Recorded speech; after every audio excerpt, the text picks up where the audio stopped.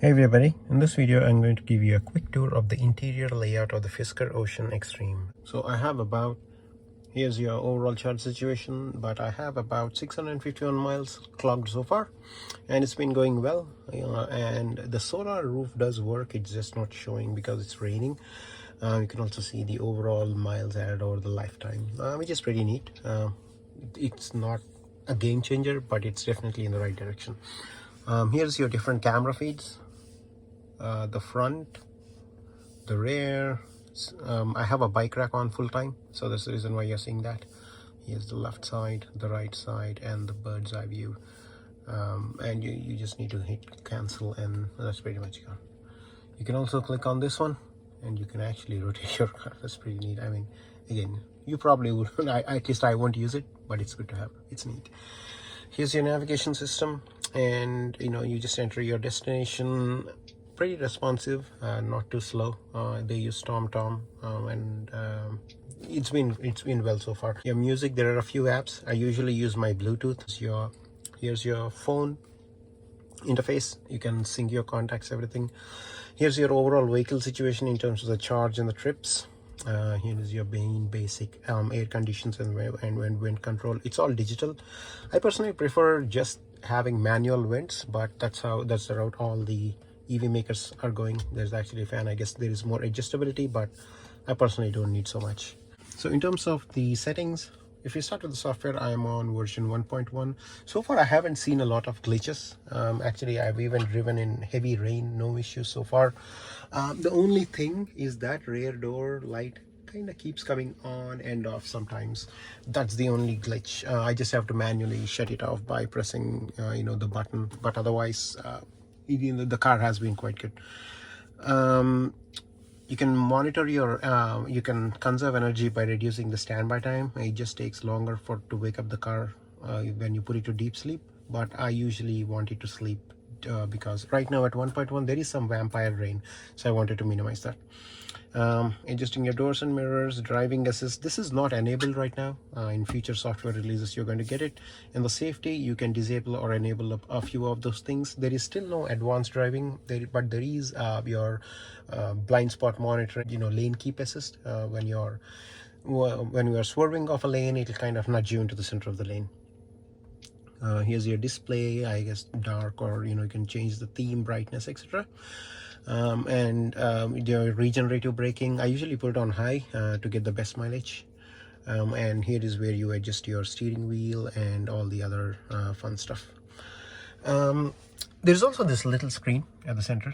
You can see your charge range, your drive mode that you're on, basic date and time. You'll also notice any warning. It actually displays a host of information, your blind spot, as your traffic is crossing, which side there are cars, etc. There's actually a host of information that comes on the screen, which I will do a separate video on, including your navigation.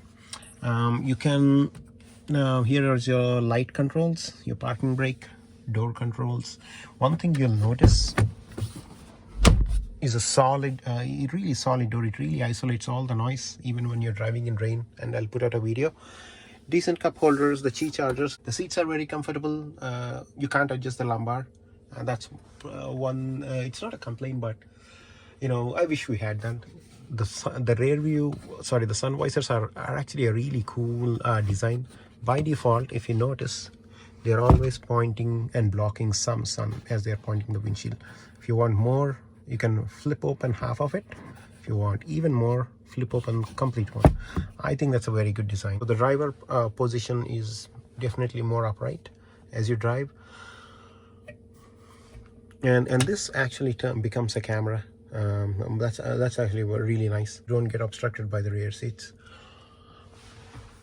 Of course, there's a solar panel. It's Ocean Extreme, and this actually blocks out most of the sun, and I kind of like it. So yeah, that's pretty much a quick tour. A few things to keep your Ocean running prime, at least if you have 1.11.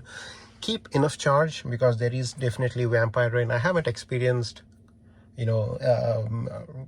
horrible situation like draining 20% overnight or something like that. But I do see like 3 to 4% go down as you keep it parked. You can reduce that by putting it into full sleep, so definitely do that if you're in 1.1. A few other things, so there are some minor glitches, like sometimes you do notice the ambient lighting turn on even though you turn it off, but they are really software related. And as I mentioned, my rear passenger light keeps coming off.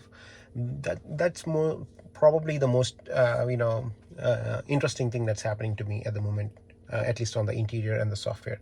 But everything else has been working flawlessly. I've drove it in heavy rain, no issues. And of course, as you drive, there is, at this point, at least for 1.1, there is no hold. I've driven manual, so it doesn't really bother me. I can adjust my foot on the accelerator to compensate for that, so it's not a big deal for me. But for some of you, especially if you're not expecting, then yes, just something to keep in mind. The first time you will be surprised, and I have been too.